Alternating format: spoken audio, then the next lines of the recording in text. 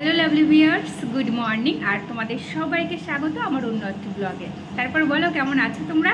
নিশ্চয়ই খুব খুব ভালো আছো আর সবসময় ভালো থাকবে, সঙ্গে আমিও ভালো আছি। এখন বাজে 6টা, আমি রান্নাঘরে।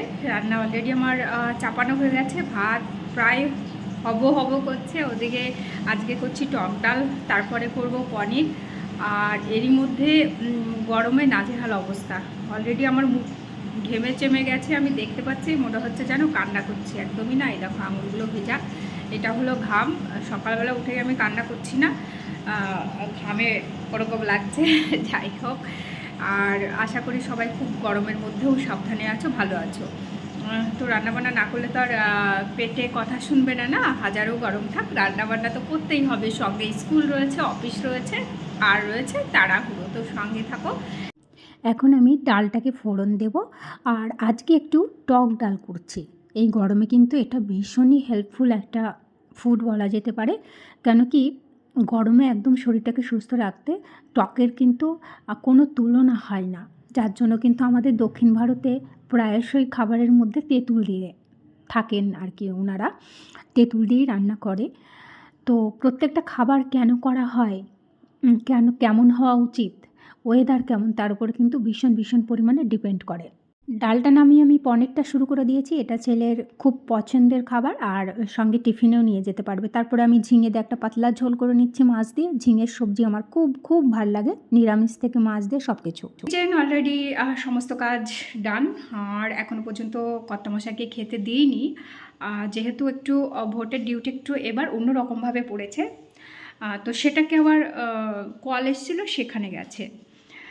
তো আসলে স্নান করবে, স্নানের পরে আমি খেতে দেবো। এরই মধ্যে আমার ঘরটা একটু ঝাড় দিয়ে নিতে হবে, কেন কি ঘরটা এখনও পর্যন্ত ঝাড় দেওয়া হয়নি। ঘরটা ঝাড় দিয়ে নেব, আর বাদবাকি গাছগুলো পরে করব। সঙ্গে থাকো। চলো আজকে এই ট্রেটা পরিষ্কার করতে করতে কয়েকটা কথা বলি। আমার ট্রের মধ্যে কিন্তু অনেকগুলো কৌটা রয়েছে, এগুলোকে একটু ডাস্টিং করব। আর ট্রেটাকে আজকে ডিটারজেন্ট দিয়ে মাজতে হবে, কেন কি প্রচুর ময়লা জমে গেছে। আমি যেটা বলতে যাচ্ছিলাম, আমি আজকে পরিষ্কার করতে করতে দেখলাম কয়েকটা কন্টেনার ওটাকে বাদ দিতে হবে, রিজেক্ট করতে হবে। শুধু শুধু আমি রেখে দিয়েছিলাম।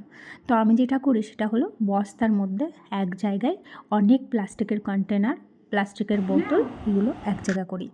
কেন কি, ভাঙড়ি দোকানগুলো তো আসেই, মানে ভ্যান, ও প্লাস্টিক পদার্থ বর্জ্যটাকে নেওয়ার জন্য। আমি ওদের কাছেও দিই না। অনেকে দেখবে পিঠে বস্তা বাঁধিয়ে বোতল এটা সেটা কুড়িয়ে বেড়াচ্ছে। তো আমি হচ্ছে ওদের কাছে দেওয়ার জন্যই এক জায়গায় গুছিয়ে রাখি।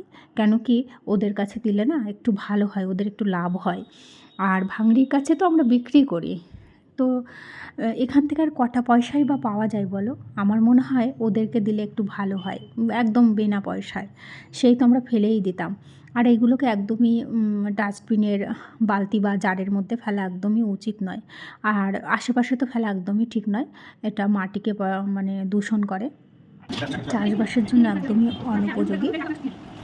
তাই পিঠে বস্তা বাঁধিয়ে যে বৃদ্ধা বা বৃদ্ধ এই কাজটা করে থাকে, আমার মনে হয় তাদেরকে দেওয়াটাই ভালো। জানি না এর থেকে কতটুকু লাভ হয়, তবুও বোধহয় তাদেরকে দেওয়াটাই ভালো। এটা আমি দিয়ে থাকি, তাই একটু তোমাদেরকেও শেয়ার করলাম।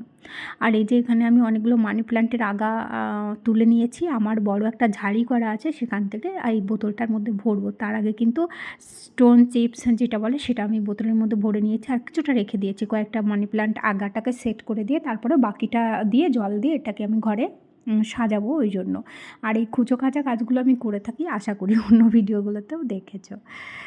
তো এই একটা হলো কথা, যে আমরা ওয়েস্টেজ প্লাস্টিকের বোতল বা কন্টেনার যেখানে সেখানে ফেলবো না, বস্তা ভরে রেখে নিয়ে ভাঙড়ির কাছেও বিক্রি করবো না। যারা পিঠে বাঁধিয়ে কুড়িয়ে বেড়ায় তাদের কাছে দিয়ে দাও, আমার মনে হয় ভালো হবে। একটু সামান্য কিছু লাভ হলেও হবে তাদের।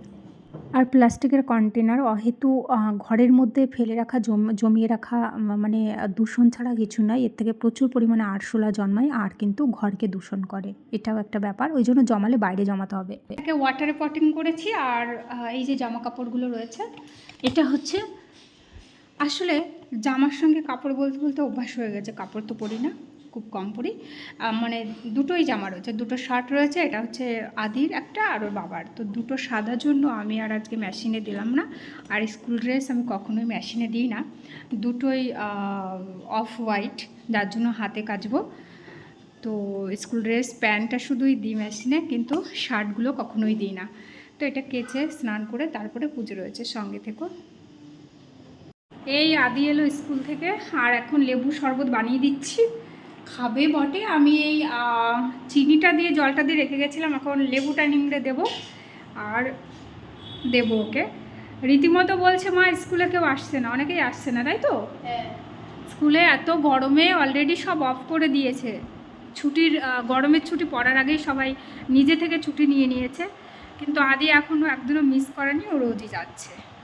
সম্ভবত এদেরও খুব তাড়াতাড়ি স্কুলটা বন্ধ দিয়ে দেবে, এত গরমে পাচ্ছে না, বাচ্চারা সব অসুস্থ হয়ে যাচ্ছে, বড়রা অসুস্থ হয়ে যাচ্ছে। তো সঙ্গে থাকো, আমি এখন লেবু শরবত বানাই। আর এই গরমে আমি প্রায়ই ওকে লেবু জল দিয়ে শরবত করে দেবো, এটা খেয়েই থাকবে। অনেক সময় কোনো দিনও ভাতটাকে মিস করে, এটা খেয়েই হয়ে যায়। তবে আজকে চিনি দিয়ে দিচ্ছি, এরপর থেকে মিশ্রি দিয়ে দেবো। মানি প্ল্যান্টটাকে তো আমি ঠিকঠাক করলাম, কিন্তু তারপরে এটাকে ধুয়ে এখানে জল ঝরাতে রেখে দিয়েছিলাম। এখন এটাকে নিয়ে যাব, যেখানে রাখবো বেডরুমে রাখবো এটাকে, তো ওখানেই নিয়ে যাচ্ছি। জল ঝরে গেছে, গাছটাও শুকিয়ে গেছে। আর একটা জিনিস নেব, সেটা হলো দেখাচ্ছি।